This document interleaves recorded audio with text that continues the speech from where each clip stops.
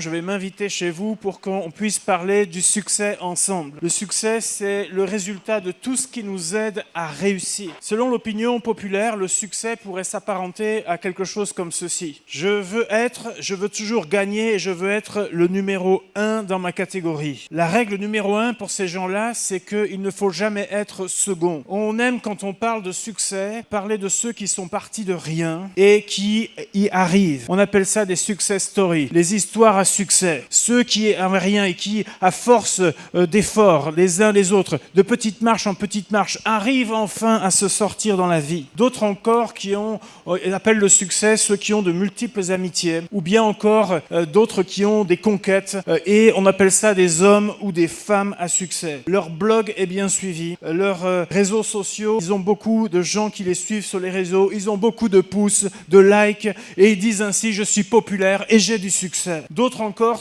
essayent de s'en sortir mieux que les autres. Il y a toujours un élément qui les différencie des autres. Ils sont toujours au top en ce qui concerne la mode, toujours dernier cri. Ils ont aménagé de la meilleure façon leur maison au point qu'ils peuvent dire: je l'ai mieux aménagée que mes voisins. D'autres encore se disent que moi j'ai une voiture d'une puissance supérieure à ceux que je côtoie. J'ai réussi, je suis mieux qu'eux. Ou encore d'autres se cachent derrière leurs enfants comme pour dire: mes enfants font des études, des hautes études, et ça montre combien mon modèle d'éducation est un succès. Ceux qui en parlent, en tout cas de cette façon, sont en train de nous dire: j'ai fait quelque chose de ma vie, et toi, qu'est-ce que tu as fait de ta vie? En tant qu'enfant de Dieu, est-ce les bons critères, bien-aimés? Est-ce que j'ai le droit de réussir ou pas? Est-ce que réussite est forcément synonyme d'orgueil? Est-ce que les critères imposés par notre mode de vie sont agréés et sont-ils même valables aux yeux de Dieu? Le problème qu'on a bien souvent dans nos églises, c'est qu'on a ce qu'on appelle des phénomènes de mode. Et on a eu ces dernières années un tas de gens qui nous ont expliqué comment développer son plein potentiel, ou encore les secrets de la croissance personnelle. Et dans ce rayon-là, vous en avez